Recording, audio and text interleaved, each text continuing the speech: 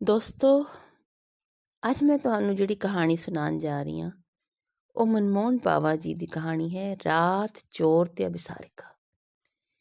ਇਹ ਵਿਕਰਮਾਦਿੱਤਿਆ ਦੀ ਕਥਾਵਾਂ ਤੇ ਆਧਾਰਿਤ ਹੈ ਤੇ ਮੇਰੀ ਨਾਇਆਬ ਕਹਾਣੀਆਂ ਚੈਨਲ ਦੀ ਤੀਸਰੀ ਕਹਾਣੀ ਹੈ।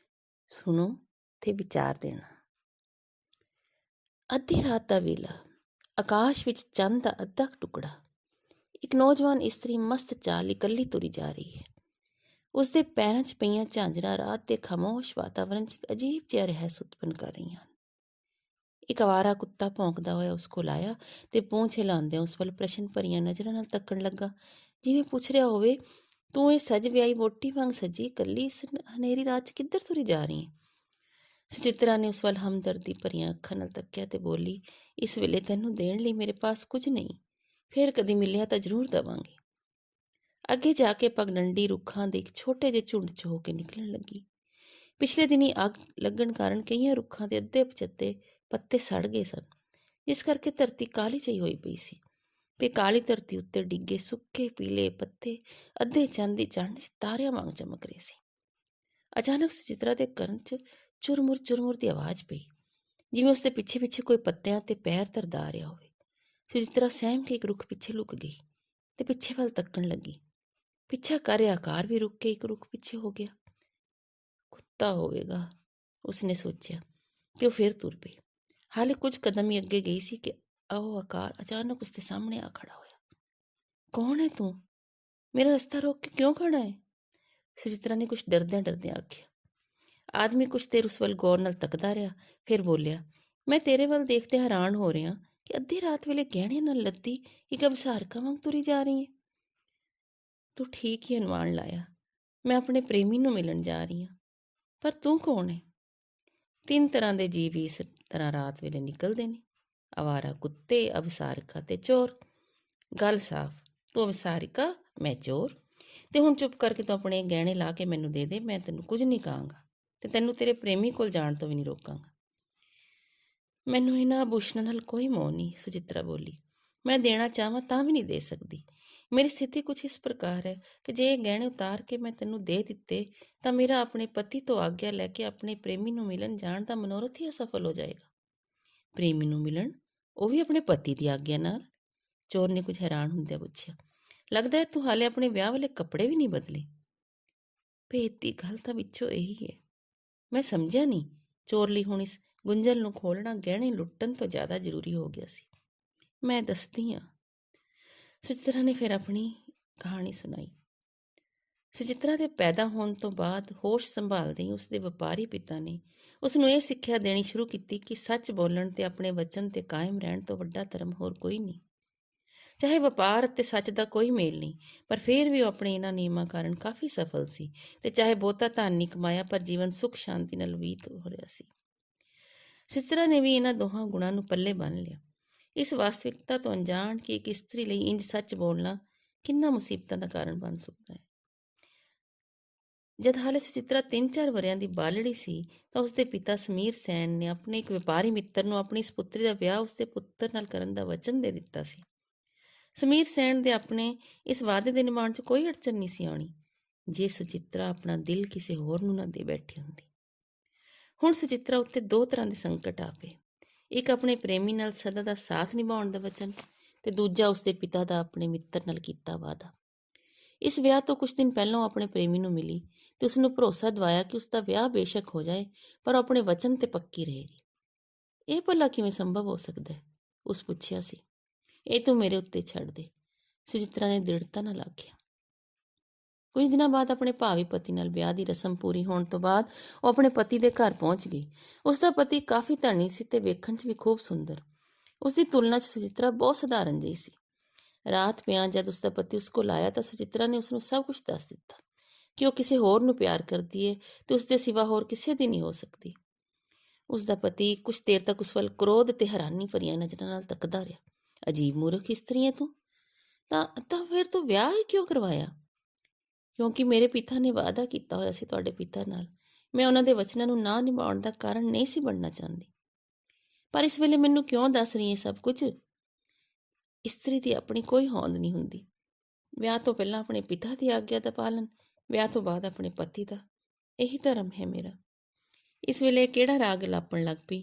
ਤੈਨੂੰ ਇੰਨਾ ਵੀ ਨਹੀਂ ਪਤਾ ਕਿ ਇਸ ਸਮੇਂ ਤੇਰਾ ਧਰਮ ਕੀ ਹੈ? ਇਹੀ ਸੋਚਦਿਆਂ ਤਾਂ ਮੈਂ ਕਹਿ ਰਹੀ ਹਾਂ, ਮੇਰਾ ਪਹਿਲਾ ਧਰਮ ਹੈ ਸੱਚ ਬੋਲਣਾ, ਤੇ ਦੂਜਾ ਤੁਹਾਡੀ ਆਗਿਆ ਦਾ ਪਾਲਣ ਕਰਨਾ। ਅਤੇ ਇਹਨਾਂ ਦੋਹਾਂ ਵਿਚਕਾਰ ਵੀ ਮੇਰਾ ਇੱਕ ਫਰਜ਼ ਹੈ, ਤੇ ਉਹ ਹੈ ਆਪਣੇ ਦਿੱਤੇ ਹੋਏ ਵਚਨਾਂ ਨੂੰ ਨਿਭਾਉਣਾ। ਇਸ ਸਥਿਤੀ 'ਚ ਇਹ ਵੀ ਸਾਫ਼ ਹੈ ਕਿ ਮੈਂ ਇੱਕ ਪਤਨੀ ਦੇ ਰੂਪ 'ਚ ਤੁਹਾਡੇ ਨਾਲ ਰਹਿੰਦੇ ਆਪਣਾ ਕਰਤੱਵ ਨਹੀਂ ਨਿਭਾ ਸਕਦੀ। ਕਰਤੱਵ, ਵਚਨ, ਅਜੀਬ ਇਸਤਰੀ ਹੈ। ਤੂੰ ਤੇ ਪਾਗਲ ਕਰ ਦੇਂਗੀ ਮੈਨੂੰ। ਹੁਣ ਤੂੰ ਕੀ ਚਾਹੁੰਦੀ ਹੈ ਮੇਰੇ ਕੋਲੋਂ? ਉਹ ਕੁਝ ਖਿਝਦਿਆ ਹੋਇਆ ਬੋਲਿਆ।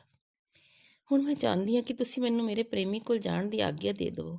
ਆਪਣੇ ਪਤੀ ਦੀ ਆਗਿਆ ਨਾਲ ਜਾਵਾਂਗੀ ਤਾਂ ਮੈਂ ਪਾਪ ਮੁਕਤ ਰਹਾਂਗੀ ਤੇ ਧਰਮ ਦੇ ਘੇਰੇ 'ਚ ਵੀ। ਪਤੀ ਕੁਛ ਦੇਰ ਬੈਠਾ ਸੋਚਦਾ ਰਿਹਾ, ਫਿਰ ਬੋਲਿਆ, ਠੀਕ ਹੈ। ਕਦੋਂ ਜਾਣਾ ਚਾਹੇਂਗੀ ਤੂੰ? ਅੱਜ ਹੀ, ਇਸੇ ਵੇਲੇ, ਕਿਉਂਕਿ ਮੈਂ ਉਸ ਨੂੰ ਵਚਨ ਦੇ ਕੇ ਆਈ ਹਾਂ ਕਿ ਵਿਆਹ ਵਾਲੀ ਰਾਤ ਅਛੋ ਮੈਂ ਉਸ ਕੋਲ ਆ ਜਾਵਾਂਗੀ। ਇਹ ਸਾਰੇ ਗਹਿਣੇ ਨਾਲ ਲੱਦੀ ਅੱਧੀ ਰਾਤ 'ਚ ਇਕੱਲੀ ਬਾਹਰ ਨਿਕਲ ਕੇ ਤੁਰ ਪਵੇਂਗੀ ਤੂੰ? ਜੇ ਮੈਂ ਇਹ ਗਹਿਣੇ ਉਤਾਰੇ ਜਾਂ ਕੱਪੜੇ ਬਦਲੇ ਤਾਂ ਮੇਰਾ ਪ੍ਰੇਮੀ ਮੈਨੂੰ ਝੂਠੀ ਸਮਝ ਕੇ ਅਸਵੀਕਾਰ ਕਰ ਦੇਗਾ। ਠੀਕ ਹੈ, ਮੈਂ ਤੇਰੀਆਂ ਭਾਵਨਾਵਾਂ ਦਾ ਸਤਿਕਾਰ ਕਰਦਾ। ਮੈਂ ਤੈਨੂੰ ਸਲਾਹ ਦੇਵਾਂਗਾ ਕਿ ਤੂੰ ਆਪਣੇ ਪਿਤਾ ਦੇ ਦਿੱਤੇ ਹੋਏ ਮਹਿੰਗੇ ਤੇ ਭਾਰੀ ਗਹਿਣੇ ਉਤਾਰ ਕੇ ਮੇਰੇ ਦਿੱਤੇ ਹਲਕੇ ਗਹਿਣੇ ਪਾ ਲੈ।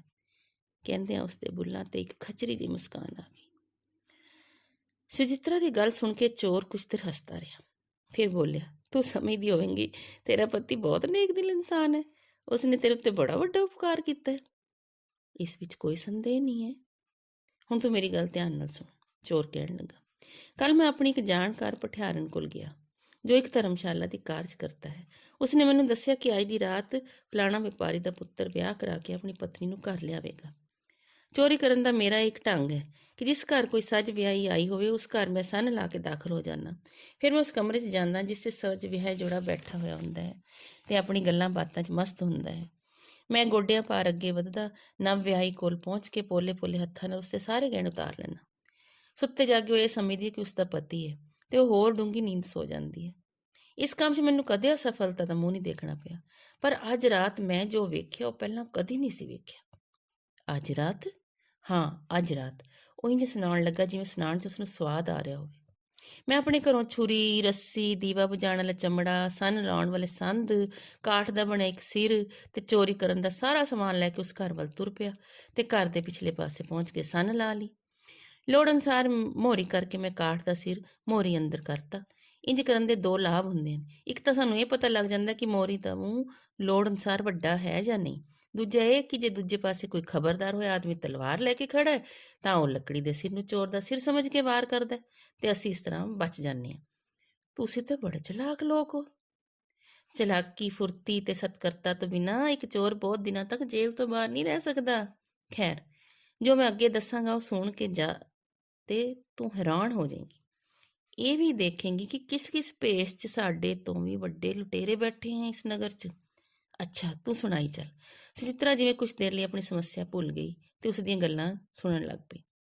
ਜਦ ਮੈਂ ਸੱਜ ਵਿਆਹੁਤਾ ਦੇ ਸੌਣ ਵਾਲੇ ਕਮਰੇ 'ਚ ਝਾਤੀ ਮਾਰੀ ਤਾਂ ਉੱਥੇ ਮੈਂ ਕੁਝ ਹੋਰ ਹੀ ਦੇਖਿਆ। ਕਮਰੇ 'ਚ ਚਮੁੱਖੀਏ ਦੀਵੇ ਦੀ ਲੋ ਪਸਰੀ ਹੋਈ ਸੀ। ਇੱਕ ਆਦਮੀ ਤੇ ਤੀਵੀਂ ਇੱਕ ਦੂਸਰੇ ਦੀ ਗਲੇ 'ਚ ਬਾਹਾਂ ਪਾਈ ਬੈਠੇ, ਮੋਟੇ ਸਰਾਣਿਆਂ ਨਾਲ ਢਾਸਣਾ ਲਾਈ ਬੈਠੇ ਸੀ। ਕੁਝ ਬੈਠੇ ਤੇ ਕੁਝ ਲੰਬੇ ਹੋਏ ਹੋਏ ਸੀ। ਤੀਵੀਂ ਬੜੀ ਸੋਹਣੀ ਸੀ, ਪਰ ਉਸ ਇਸਤਰੀ ਦੇ ਹਾਵ ਭਾਵ ਤੇ ਵਿਵਹਾਰ ਆਮ ਇਸਤਰੀਆਂ ਵਾਂਗ ਨਹੀਂ ਸੀ। ਬੜਾ ਵਿਲਾਸਮਈ ਤੇ ਬੇਸ਼ਰਮੀ ਵਾਲਾ ਸੁਭਾਅ ਸੀ ਉਹਦਾ। ਆਦਮੀ ਹੱਸਦਿਆਂ ਹੋਇਆ ਉਸ ਇਸਤਰੀ ਨੂੰ ਕਹਿ ਰਿਹਾ ਸੀ, ਮੈਨੂੰ ਆਸ ਨਹੀਂ ਸੀ ਕਿ ਮੈਂ ਉਸ ਤੀਵੀਂ ਤੋਂ ਇੰਨੀ ਛੇਤੀ ਤੇ ਆਸਾਨੀ ਨਾਲ ਛੁਟਕਾਰਾ ਪਾ ਲਵਾਂਗਾ। ਤੁਸੀਂ ਇੱਕ ਰਾਤ ਵੀ ਨਹੀਂ ਰੱਖਿਆ ਉਸਨੂੰ? ਇਸਤਰੀ ਸ਼ਰਾਰਤ ਨਾਲ ਬੋਲੀ। ਜੀ ਤੇ ਕੀਤਾ ਸੀ, ਪਰ ਉਸਦੇ ਭੋਲੇਪਨ ਤੇ ਤਰਸ ਆ ਗਿਆ। ਭਲਾ ਤੇਰੀ ਤੁਲਨਾ 'ਚ ਉਹ ਕੀ ਚੀਜ਼? ਫਿਰ ਦੋਵੇਂ ਹੱਸਦੇ ਹੱਸਦੇ ਗੱਲਾਂ ਕਰਨ ਲੱਗ ਪਏ। ਪਰ ਮੈਂ ਵੀ ਉਸਨੂੰ ਐਵੇਂ ਨਹੀਂ ਜਾਣ ਦਿੱਤਾ, ਆਦਮੀ ਕਹਿ ਰਿਹਾ ਸੀ। ਮੈਂ ਉਸਦੇ ਵਪਾਰੀ ਪਿਓ ਦੇ ਦਿੱਤੇ ਹੋਏ ਸਾਰੇ ਭਾਰੀ ਤੇ ਕੀਮਤੀ ਗਹਿਣੇ ਉਤਰਵਾ ਕੇ ਹਲਕੇ ਪਵਾ ਤੇ। ਜੋ ਦਾਜ ਦਹੇਜ ਮਿਲਿਆ ਉਹ ਵੱਖਰਾ। ਸੁਚਿਤਰਾ ਸਮਝ ਗਈ ਕਿ ਉਹ ਕਿਸ ਬਾਰੇ ਗੱਲ ਕਰ ਰਿਹਾ ਹੈ। ਕੁਛ ਦੇਰ ਉਹ ਅਵਾਕ ਜਿਹੀ ਖੜੀ ਰਹੀ, ਫਿਰ ਬੋਲੀ, ਕਿਤੇ ਤੂੰ ਝੂਠ ਤੇ ਨਹੀਂ ਬੋਲ ਰਿਹਾ? ਅੱਛਾ ਦੱਸ, ਉਸ ਬਿਸਤਰੇ ਉੱਤੇ ਕਿਸ ਰੰਗ ਦੀ ਚਾਦਰ ਵਿਛੀ ਹੋਈ ਸੀ?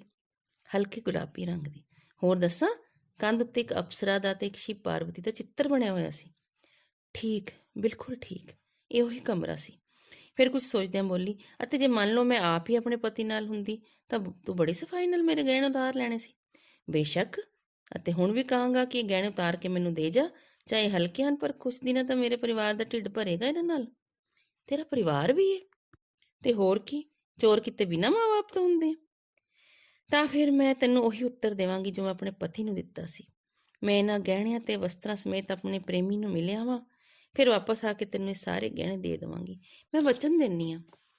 ਚੋਰ ਕੁਛ ਦੇਰ ਉਸਦੇ ਵਚਨ ਨਿਭਾਉਣ ਬਾਰੇ ਸੋਚਦਾ ਰਿਹਾ, ਫਿਰ ਬੋਲਿਆ, ਮੈਨੂੰ ਵਿਸ਼ਵਾਸ ਹੈ ਤੇਰੇ ਤੇ। ਕਿੱਥੇ ਘਰ ਹੈ ਤੇਰੇ ਪ੍ਰੇਮੀ ਦਾ? ਉਹ ਸ਼ਮਸ਼ਾਨ ਭੂਮੀ ਹੈ ਨਾ, ਉਹ ਤੋਂ ਜਰਾ ਕੁ ਪਰੇ, ਸ਼ਿਵ ਮੰਦਿਰ ਦੇ ਸਾਹਮਣੇ ਕਰਕੇ। ਠੀਕ ਹੈ, ਮੈਂ ਸ਼ਮਸ਼ਾਨ ਭੂਮੀ ਦੇ ਸਾਹਮਣੇ ਤੇਰੀ ਉਡੀਕ ਕਰਾਂਗਾ, ਕੱਲ ਵੀ ਤੇ ਪਰਸੋਂ ਵੀ। ਸੁਚਿਤਰਾ ਉਸ ਤੋਂ ਵਿਦਾ ਲੈ ਕੇ ਅੱਗੇ ਵੱਲ ਤੁਰ ਪਈ। ਸ਼ਮਸ਼ਾਨ ਕੋਲੋਂ ਲੰਘਦੇ ਹੀ ਉਸਦੇ 2-3 ਤਾਜ਼ੀਆਂ ਸੜੀਆਂ ਚਿਤਾਵਾਂ ਨਜ਼ਰ ਆਈਆਂ, ਜਿਨ੍ਹਾਂ 'ਚ ਕਿਤੇ ਕਿਤੇ ਕੋਲੇ ਚਮਕਦੇ ਪਏ ਸੀ।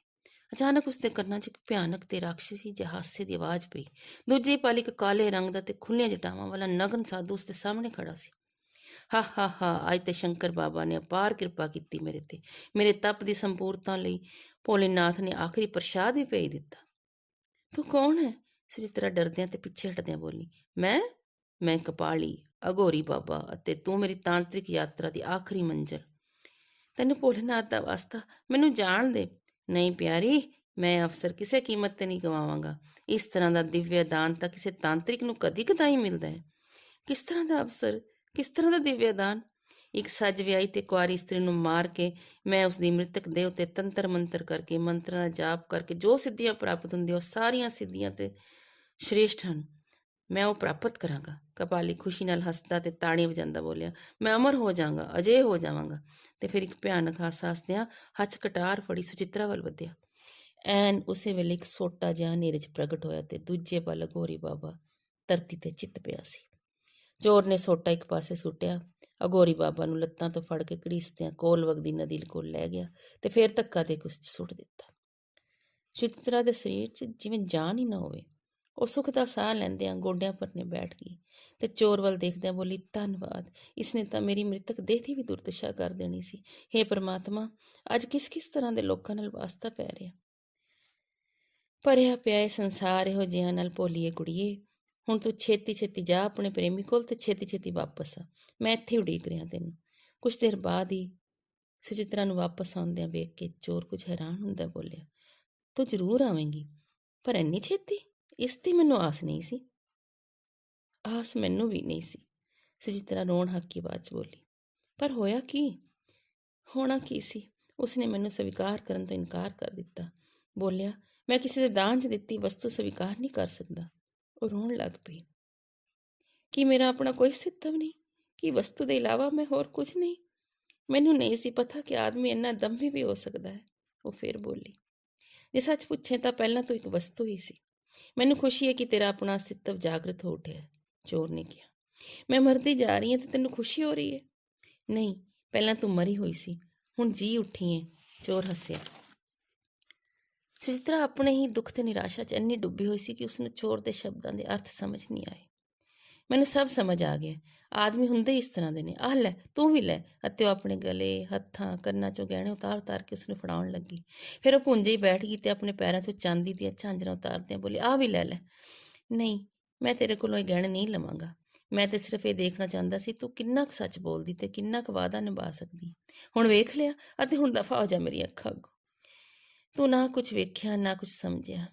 ਸੱਚ ਬੋਲਣਾ ਤੇ ਆਪਣੇ ਵਚਨਾਂ ਤੇ ਕਾਇਮ ਰਹਿਣਾ ਇਸਤਰੀਆਂ ਤੇ ਆਮ ਲੋਕਾਂ ਦਾ ਕੰਮ ਨਹੀਂ। ਦੋ ਹੀ ਤਰ੍ਹਾਂ ਦੇ ਲੋਕ ਸੱਚ ਬੋਲਣ ਦਾ ਖਤਰਾ ਮੁੱਲ ਲੈ ਸਕਦੇ ਨੇ, ਇੱਕ ਰਾਜਾ, ਦੂਜਾ ਭਿਖਾਰੀ। ਉਹ ਸੁਚਿਤਰਾ ਦੇ ਕੋਲ ਬੈਠ ਗਿਆ, ਇੱਕ ਪੋਟਲੀ ਖੋਲੀ ਤੇ ਉਸਨੂੰ ਉਲਟਾ ਕੇ ਉਸ 'ਚ ਪਏ ਸੋਨੇ ਦੇ ਗਹਿਣੇ ਮਿੱਟੀ ਉੱਤੇ ਢੇਰ ਕਰਤੇ। ਫਿਰ ਬੋਲਿਆ, ਪਛਾਣਿਆ ਇਹਨਾਂ ਨੂੰ?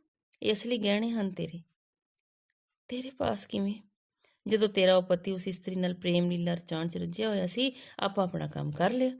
ਚੰਗਾ ਹੀ ਕੀਤਾ, ਮੈਨੂੰ ਵੀ ਜੀਵਨ 'ਚ ਇੱਕ ਭਲਾ ਕੰਮ ਕਰਨ ਦਾ ਅਵਸਰ ਮਿਲਿਆ। ਲੈ ਫੜ, ਤੇਰੇ ਕੰਮ ਆਉਣਗੇ। ਕਿਉਂ ਖਿੱਲੀ ਉਡਾਉਂਦਾ ਏ ਮੇਰੀ? ਮੇਰੇ ਲਈ ਤਾਂ ਮੇਰਾ ਇਹ ਜੀਵਨ ਹੀ ਕਿਸੇ ਕੰਮ ਦਾ ਨਹੀਂ। ਇਹ ਵੀ ਮੇਰੇ ਨਾਲ ਪਾਣੀ 'ਚ ਡੁੱਬ ਜਾਣਗੇ। ਚੋਰ ਕੁਝ ਦੇਰ ਉਸ ਵੱਲ ਹਮਦਰਦੀ ਭਰੀਆਂ ਨਜ਼ਰਾਂ ਨਾਲ ਤੱਕਦਾ ਰਿਹਾ। ਫਿਰ ਉਸਦਾ ਹੱਥ ਫੜ ਕੇ ਉਸ ਦੀਆਂ ਬਾਹਾਂ 'ਚ ਚੂੜੀਆਂ ਚੜਾਉਂਦਾ ਬੋਲਿਆ, ਵੇਖ ਅਵਸਾਰਿਕਾ, ਇਸ ਵੇਲੇ ਤੂੰ ਬੜੀ ਥੱਕੀ ਤੇ ਘਬਰਾਈ ਹੋਈ ਹੈ। ਰੋਟੀ ਵੀ ਨਹੀਂ ਖਾਧੀ ਹੋਣੀ। ਕਹਿੰਦੇ ਹਨ, ਭੁੱਖੇ ਪੇਟ ਮਰਨ ਵਾਲਾ ਅਗਲੀ ਜੂਨ 'ਚ ਭਿਖਾਰੀ ਦੇ ਘਰ ਪੈਦਾ ਹੁੰਦਾ ਹੈ। ਸੁਚਿਤਰਾ ਪ੍ਰਸ਼ਨ ਭਰੀਆਂ ਨਜ਼ਰਾਂ ਨਾਲ ਉਸ ਵੱਲ ਤੱਕਣ ਲੱਗੀ। ਚੱਲ ਉੱਠ, ਉਹ ਉਸਦਾ ਹੱਥ ਫੜ ਕੇ ਉਠਾਉਂਦਿਆਂ ਬੋਲਿਆ। ਉੱਠ ਅਤੇ ਅੱਜ ਮੇਰੇ ਘਰ ਚੱਲ। ਉੱਥੇ ਮੇਰੀ ਮਾਂ ਹੈ, ਭੈਣ ਭਰਾ ਹਨ। 1-2 ਦਿਨ ਮੇਰੇ ਘਰ ਰਹਿ ਕੇ ਸੋਚ ਲਈ ਕਿ ਅੱਗੇ ਕੀ ਕਰਨਾ ਹੈ, ਕਿੱਧਰ ਜਾਣਾ ਹੈ। ਪਰ ਪਤਾ ਨਹੀਂ ਤੂੰ ਮੇਰੇ ਘਰ ਜਾਣਾ ਚਾਹਵੇਂਗੀ ਕਿ ਨਹੀਂ। ਮੈਂ ਇੱਕ ਚੋਰ, ਪਤਾ ਨਹੀਂ ਕੌਣ ਜਾਤ, ਤੇ ਤੂੰ ਇੱਕ ਵਪਾਰੀ ਦੀ ਪੁੱਤਰੀ। ਫਿਰ ਹੀ ਮੈਨੂੰ ਲੱਗਦਾ ਹੈ ਕਿ ਕੁਝ ਸਮਾਨਤਾ ਤੇ ਹੈ ਤੇਰੇ ਤੇ ਮੇਰੇ ਵਿਚਕਾਰ। ਸਿਸਟਰਾਂ ਨੇ ਉੱਠ ਕੇ ਆਪਣੇ ਪੱਲੇ ਨਾਲ ਆਪਣੀਆਂ ਅੱਖਾਂ ਪੂੰਝੀਆਂ ਤੇ ਥੱਕੇ ਪੈਰੀਂ ਉਹਦੇ ਨਾਲ ਤੁਰ ਪਈ।